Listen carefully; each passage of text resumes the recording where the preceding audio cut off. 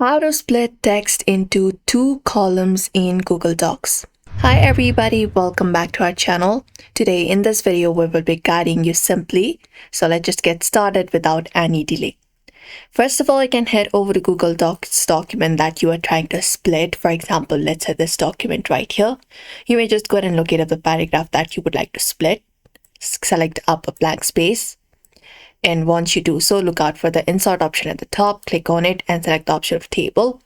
And then you may select up two columns here and put it in here.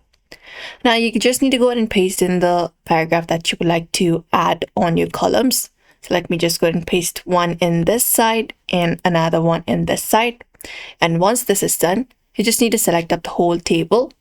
And at the top of your screen, you should be finding a color option with a pen. Click on it, border color, and select the option of white, and you will be finding the paragraph being split into two sections without even any border in the between.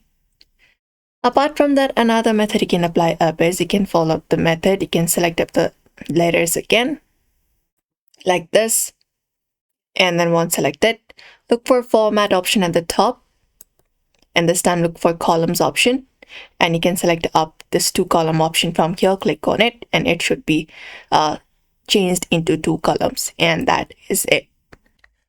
So these are the two methods you can apply up if you would like to split your paragraph or your Google Docs into two columns. So therefore, I hope this video was helpful. Give it a thumbs up and subscribe for more tips and tutorials.